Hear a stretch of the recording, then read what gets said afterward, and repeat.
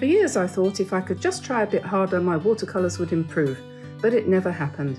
Then I discovered the secret of the law of reversed effort, or caring less, and everything changed. So let's paint this easy, fun landscape together without a care in the world and see what happens.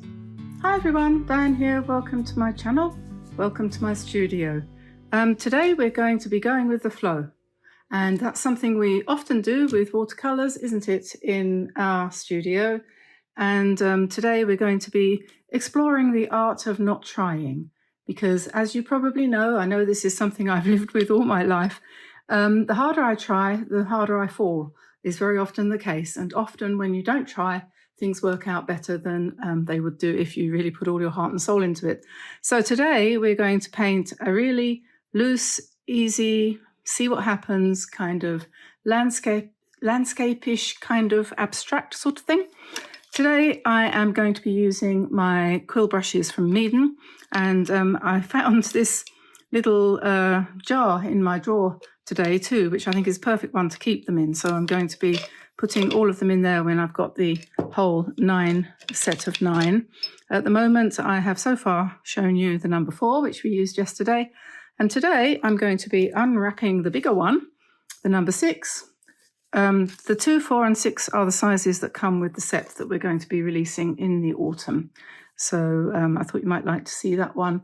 I must find out exactly what the hairs are made of. I'm not entirely sure, but I do believe they're synthetic, which is a good thing actually, because honestly they last longer than the natural hair. They've made it so good now that it just lasts that much longer. So it's a really good thing. So anyway, without any further ado, sheet of Meeden from a block here, you know, the sort that's glued all the way around so that it doesn't cockle when you use a lot of water, which is a good idea. This one is size-wise 10 by 7. And what I'm going to do is I'm going to, first of all, start off by pretending that I'm painting a landscape in the traditional way, but I'm not going to do that. So what I'm going to do is the top third of the paper here, roughly, I'm going to paint in different shades of blue, which I've got here. This is my Kuretake set, which I've reordered into this tray here, which is the lid to one of the Meeden palettes. The big studio palette comes with this lid, so I've repurposed it for this purpose. I just find this works better, but there's nothing wrong with using the original packaging that the paints come in, of course. So I'm going to start with the top third in different colours of blue. So first of all, I'm going to sit down. I'm not painting wet in wet, but I'm going to come in. I've just picked up a little bit of blue. This is cerulean blue from the Kuretake set, and we'll just mix a little bit here so I can see it. And then I'm going to just put my brush down and come across to draw the top band of the sky, and just enjoying it really, not trying to achieve anything specific. Then I'm going to pick up some cobalt blue and just soften that a bit in the pan, then add it here, and then come in and add that stroke there. And then we'll go to ultramarine. You could do all this with one colour if you wanted. It's not necessary to use all the different blues. That's just what I'm doing to show you the different blues really. And then we've got Prussian blue, and I'm mixing them together so that we do have a bit of blending going on the paper. There's Prussian blue, which is always quite strong, so we don't need too much of that pigment. And then I think the last one is going to be, I think we might use this one down here, the ultramarine light, which is a bit more opaque. I'm going to try and keep it more or less straight as we go across, and I'm not going right to the edge. So we've got a nice kind of soft melange, a mixture of colours there. Some of these have got a bit of granulation in them, and so we're going to get some texture there, which is really nice. I'm going to wash out my brush, sacrifice the little bit of pigment that was in there. And we'll go to the greens, I think. So I'll just turn this round. And I'm going to do really the same thing. And the nice thing about painting like this is it takes away all the anxiety about choosing the colours, and we're just enjoying the flow. We're going with the flow. It's all very wu-wei, you know. The idea of not trying too hard, because if you try hard, things usually go badly wrong. So I'm going to take a little bit of green yellow, and I'm just going to overlap that, and we'll let that do its thing. Then we'll go to the next one, which is lime green, and we'll put that one next. This philosophy of not trying too hard is very important to remember. I always remember, I discovered this, I didn't really know it had a name at the time, but I discovered it when I was at school, because it was very strange. It always seemed to me that the harder I tried in my lessons, the less well I did. And when I didn't try very hard, quite often I found that the results that I got were a bit better. And that was a bit disconcerting, because it kind of made me think it was better if I didn't try. I grew out of that as I got older, but it still seemed to be the case. It still seemed to operate sometimes. I remember one incredibly embarrassing experience I had when I was doing a degree course at the university in Calgary. And the professor wanted us to write a paper, and then we had to talk about it in the class. And I tried so hard to make that paper good, and it was good, and it got a good mark. But when it came to standing up in front of everybody and talking about my theory, I just couldn't do it. And I made an absolute shambles of it, and it was so embarrassing. He had to actually rescue me. It was awful. He actually took over and explained what I was trying to say, because I couldn't think of the words. Total paralysis. Very, very, very embarrassing. I wonder how many of you have had an experience like that, but it was humiliating. I'm sure nobody else cared. Anyway, so we've got as far here as this one, and this is the next one, which looks like an unlikely candidate, but I'm going to use it anyway. So we'll put that there. And I'm really liking, look at the beauty of this. So now we're going to swap into a little bit of yellow. So we'll turn around here, and we're going to imagine this is a landscape, you see, and we have the sky and the grasses, fields going into the distance with different crops in. And then we're getting a little bit closer. So we're going to want this one over here, first of all, I think, which is kind of yellow ochre, which is going to go here, and see how that blends. This is a wonderful exercise in blending colours, and you can see how they marvellously work. And then as we get towards the front, it's going to become a little bit more, I'm thinking corn or some crop that has a golden effect. And then we're going to go back to a green, one of the greens that we didn't use, let's say forest green, and mix it in with all of the others to give us a nice middle colour. And I'm going to put that here. And then I'm going to go for a brown, which we're going to put in here, because this is the foreground, which I think you can see. So now what we have to do is we need to let that dry. And I won't dry it with the hairdryer, because if I do, I'll lose some of the blending that's going to be going on. And once it's completely dry, we can come in again with probably the smaller brush, this one, and we'll do some paint marks to embellish it a bit. And then after that, when that's dry, we'll come in with some pens or some gold paint or some gold pens or whatever you happen to have. It doesn't really matter what you use, to add the final details with pen. So we'll let that dry, and I'll be back in a minute. Okay, so this is dry. It's not 100% completely and totally dry, but it's dry enough. And what I'm going to do now is go back to the blues, and I'm going to use my slightly smaller brush. You can live there now for a bit, number 6.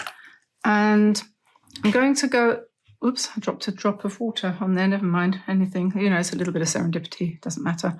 What was I going to say? Yes, I need now to come in over the top with some mixtures of different colours. So I'm just literally going to mix the green that I had and the blue that I had, and I'm going to place colours on top in wavy lines. And however you want to do this, it's entirely up to you. Don't go too much into the greens, but I think a bit of violet would be a good idea. Perhaps lightened up a bit with some of that pale blue, and you can overlap, or you can just intertwine them, whatever you feel like doing. And I'm just going to come in with some darker green here. We're going to go over the top of all of this anyway. Maybe I'll put a bit more lilac here. Use the point of the brush to get a narrower line. You don't have to always press down, but you can. So a little bit more green, blue. That's quite nice, that one there. Perhaps here.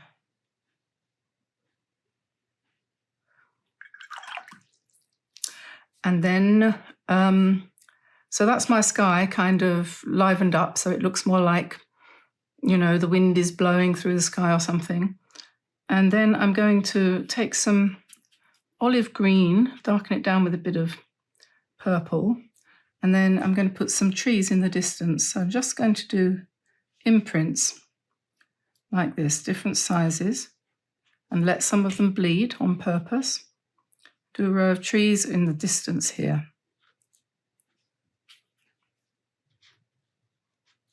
Make them different sizes, just like that. Put one here perhaps. Okay, and then as we go down, we're going to want some darker greens, I suppose, a little bit, but it's entirely up to you what you do. So I think I'm going to mix some of the blue with some green, and I'm going to try, and I don't know if this will work.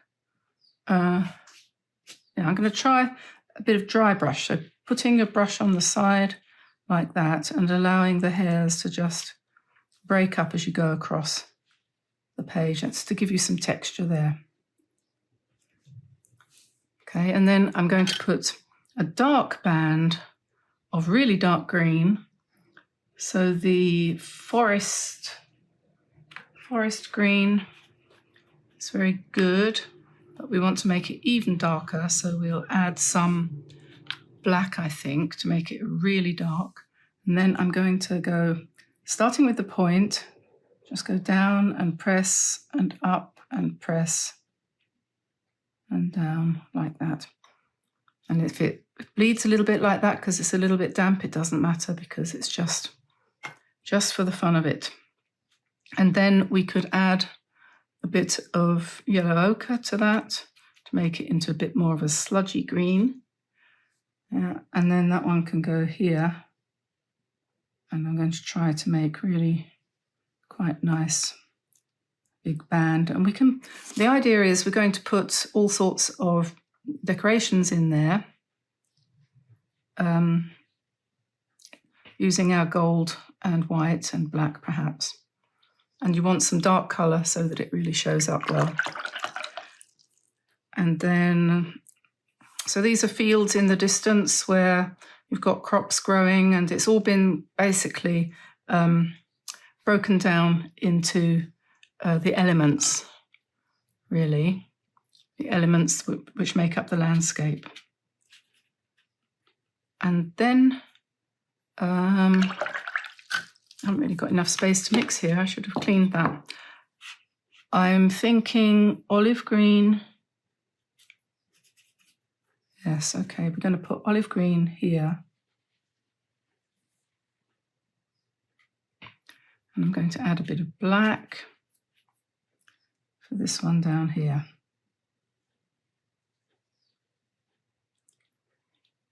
And then we'll go back to the green, dark green, and we'll put some more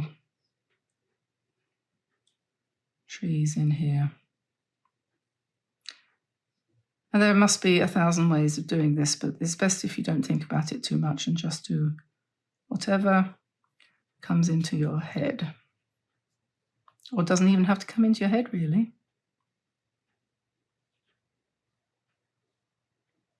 Just go with the flow. Okay, so there's that. So now we'll dry that. I think I'll probably use the hairdryer because there's nothing to worry about there, really. So this is dry now, and one way that you can embellish this is to use acrylic markers. And I do have a set here of Artex acrylic markers, which they kindly sent me a while ago. And I do enjoy using these, actually. They are really interesting to work with. And you can make lots of different textures by just using them to, for example, make dots on your work. So I think I might do a bit of that. I'm making sort of half dots, actually, not deliberately, but because the pen is only giving out on half of the nib. So I'm not going to worry about that. Just get that going a little bit more, but half dots are quite nice. So that gives us a bit more texture there. Oh, that's strange. It seems to have changed colour. You never know what's going to happen with these pens, do you? It seems to have gone lighter. I probably should have shaken it before I started. That would probably have solved that problem. It's probably got more than one colour in there. So that's actually rather good. I quite like that effect. So that's that one. And then if you've got a white, I've got here a Molotov One for All acrylic twin. It's got a fancy name, and it has got a fat nib one end and a thin nib the other. And I'm going to go up to the sky, and I'm just going to take, this is what they call natural or nature white. It's not pure white. It's not as bright white as, for example, the Artex one, which we can use, probably will use that in a minute. I always lose that one. Or these Signo ones are very bright white. And I'm going to have to put the moon in here, aren't I? Because I dropped a drop of water on there. So this is what's known as going with the flow, where you say, well, I seem to have created a dot, so we'll make it into a feature. Very small moon up there, just going out of the view. So we'll carry on here with a few more, and I'm doing this, holding it almost vertically and just letting it wiggle woggle across the page.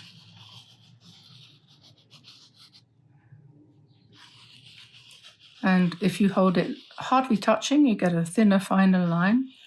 And if you press down, you get darker. So you can vary the length of your line as you go across if you want to. And then you can, and I might do it with this one, if this one is working.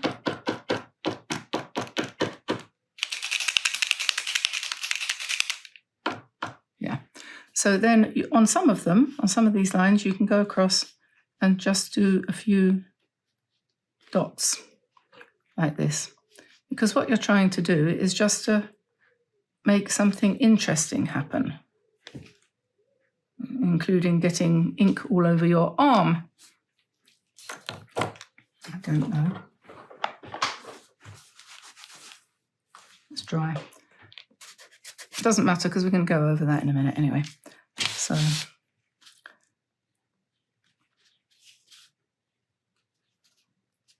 So we'll do this a little bit.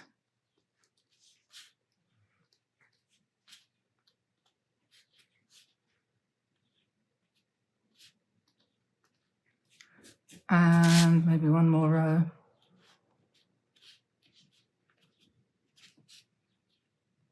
as you do this kind of work, you'll find that things will come to your mind and you'll think, I think what I'll do is then I might go round some of these, just a few.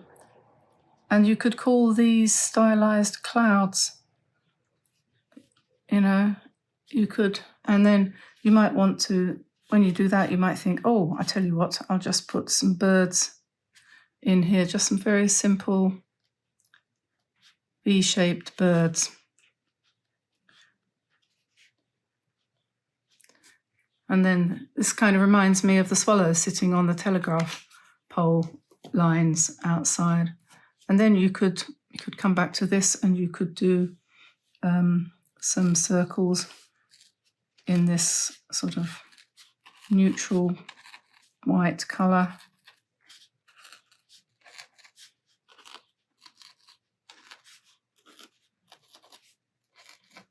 Something like that.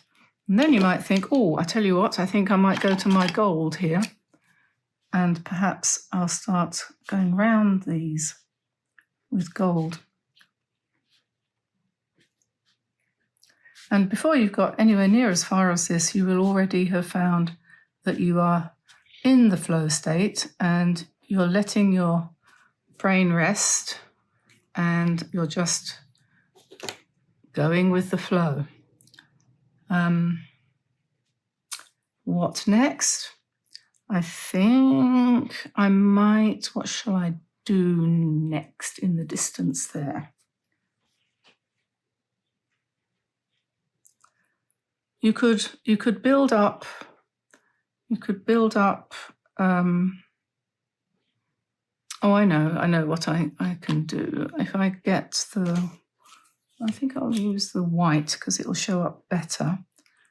I'm going to make these into trees.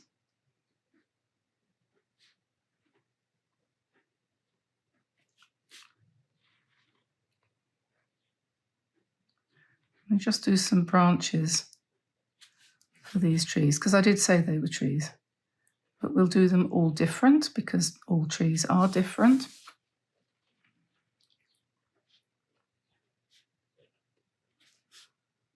I have some more going across.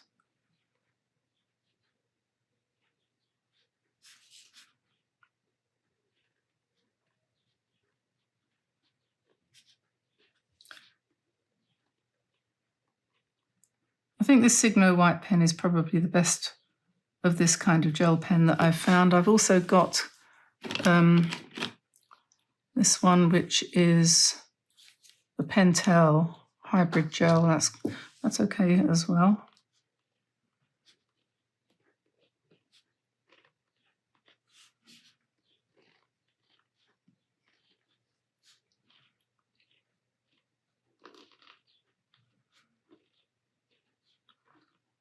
If you're new to watercolour, this is a good place to start with something like this, which is completely undemanding and it kind of bridges the gap between other craft type of things and watercolour because, you know, watercolour does have its challenges, doesn't it?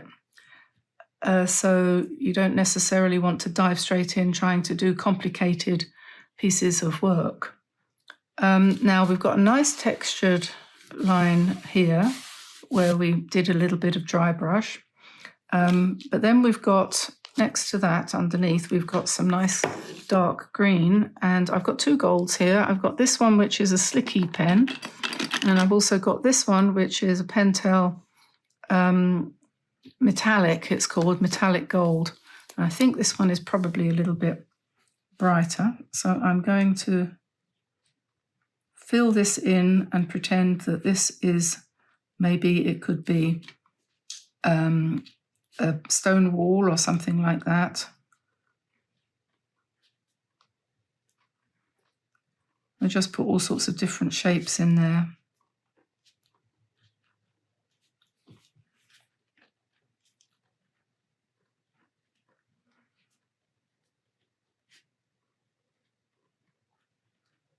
Feels like autumn's coming on here. I don't know if you're experiencing the same thing. It's a very early autumn, the beginning of August. It actually started to get quite chilly overnight.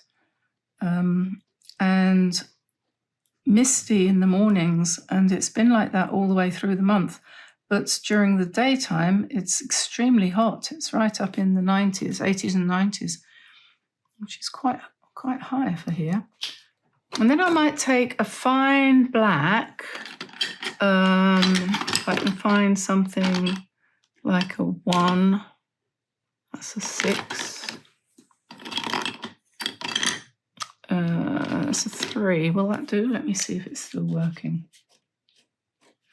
Yeah, and we could put sort of vertical lines in here, and the reason why I want to do that is to make some sense of that fuzzy bit there. So kind of blend it all in.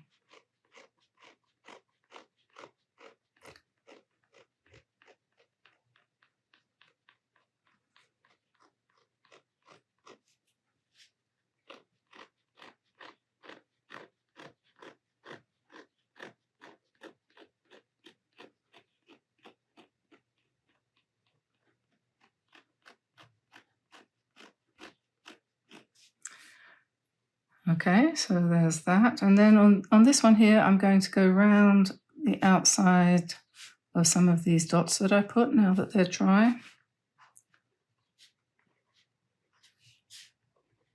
This kind of style of work has become quite popular over the last few years. There's been a few people who've made quite a thing of doing work like this. But of course, it's up to anyone to, you know, do whatever they want with a pen. You can't, what's the word? You can't copyright circles and lines and squares and so on. And if you put your idea out there on the internet, on YouTube, like I do, you can't possibly expect it to belong to you and you alone. Why do you do it if it's meant to only be you that can do it? You're doing it, aren't you, to inspire other people? I'm going to make some of these black. And I have no problem with anybody literally copying any of my work. I don't care. It's not mine. It's just flow state, whatever comes through me while I'm holding a pen and or a brush. And I'm trying to encourage people to feel more relaxed about their art and less precious about it. And don't strive so hard. I might put some circles up here too. And most of all, don't be possessive. There's no point, because now we have artificial intelligence, which is going around taking people's work and presenting it in other forms without them even knowing about it. There's nothing much you can do. So you have to let it go, and I think that's probably a good thing. Okay, so we have that. Now, let's see what next. Don't think too hard. I've got the white acrylic marker here, and that does nice dots, and one of my favourites is this. I don't know why I like these 5 dots. They must have some symbolism somewhere, but they're kind of stylized flowers. And so this is a field full of little white daisies. And isn't it wonderful that you don't have to worry about the realism? You can just think a field of little white daisies and then pop in these little white dots, and lo and behold, Bob's your uncle. Let's put another little one here. So there we are. That's rather cute, isn't it? And then next, what shall we do next? See, we've got lots of different textures here, haven't we? All sorts of different things going on. Maybe I'll use the brush to put some texture here, perhaps, maybe. Where's it gone? Yeah. There's nothing to stop you from going back to the paint if you want to. And maybe I'll keep it quite subtle.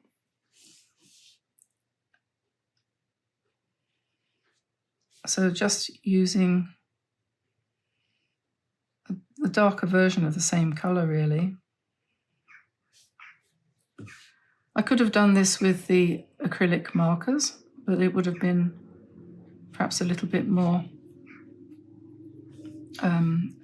regular. Although when you look at that one that I did with the marker that wasn't functioning properly, it's not that regular.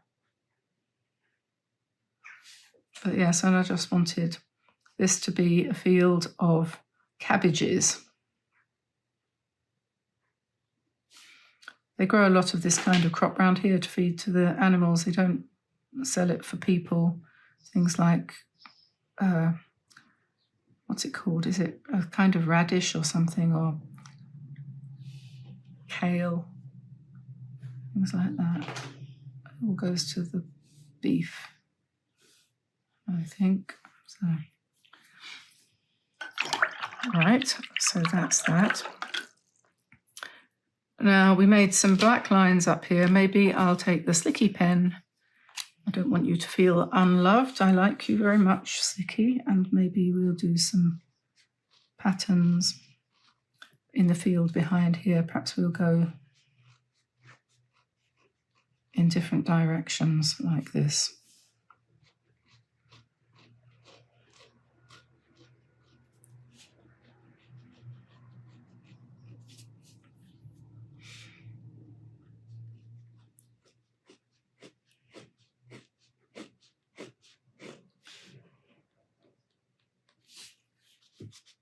It's quite fun. Now this looks like a patchwork of fields that have been ploughed.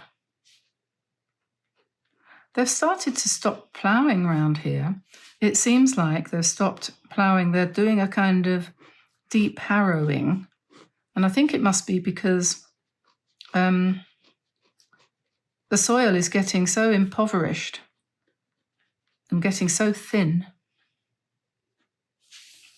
that I think they're worried about what happens when you plough, because then, of course, it dries out much more readily. And we definitely have a problem here with drought. It's very strange in Brittany to have a problem with drought, but we have this year, again, hardly any rain during the summer. So anyway, this is the kind of pattern that I imagine you might see here in the fields where they've done a harrowing rather than a ploughing.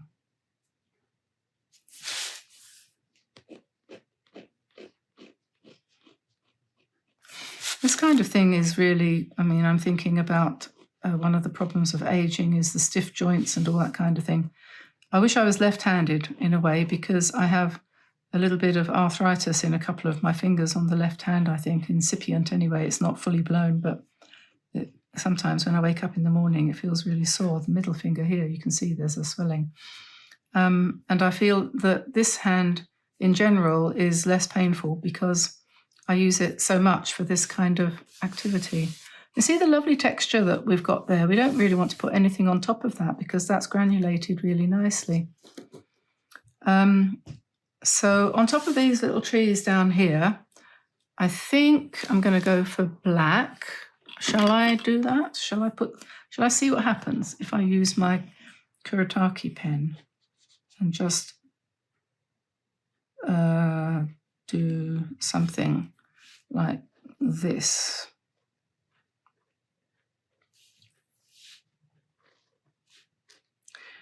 This is a Fudenasuke pen from Tombow. I think it's made by the same people that do the Kuretake paints. And it has a thick and a thin option. When you press hard, you get a thick line.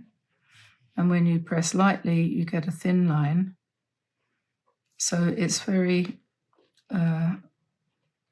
creative. It's a very creative pen. You press hard like that, you get that. And so you can actually just do 1 or 2 strokes and your tree is full.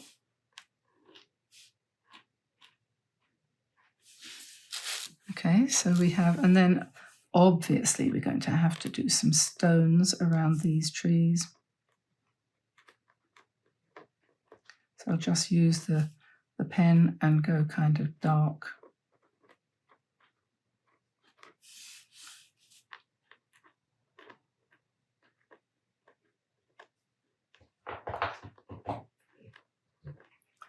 Some light, some dark.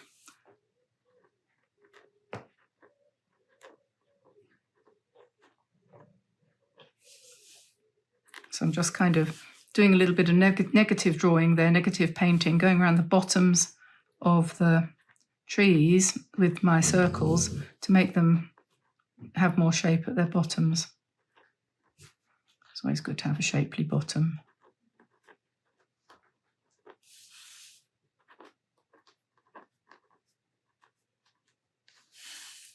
So there we are, that's that. And then, well, we might well say that that was finished. And I think I'm probably going to do that. I think that's probably finished. So we've got all sorts of different line effects on here and dots and circles, and used quite a selection of different pens with my Kuretake paints. And so therefore we have a result. And this is the one that I did yesterday in preparation. So this is using the landscape format, so wider going this way. And this one is the portrait format, so taller rather than short. So there we are. This one is the second version of basically the same thing. And I think it's better than the first one. So hope you enjoyed that. Don't forget to give us a like and subscribe, and consider joining Patreon. Lots of people have been joining lately, and we're getting quite a community over there, and there's something up almost every single day for you to look at. Not always a video, often just a photo or some pictures of either my work or my daughter's work. She's been putting up things lately. This month, by the way, I probably should mention, if you haven't already left the garden, we aren't doing daily videos for the challenge because it's a month of slightly less work for us. I wouldn't say exactly we were taking the month off, but last month was really, really hard work for me. And this month we've both decided that we need to back off a little bit. So we're not doing videos for the daily challenge, but hopefully we'll be able to do that again next month. Maybe we'll divide it between me and Tamsin. That might be something that we could do, but it really does take up an awful lot of time, and we've found it a bit tiring. So anyway, that's enough of our problems. I'll let you go now. I hope you give this a try. Don't forget to go with the flow, and it's all about the art of not trying. Don't try too hard, and you'll probably do much better. So I'll see you soon. Take care, and bye for now. Bye for now, everybody. Bye-bye.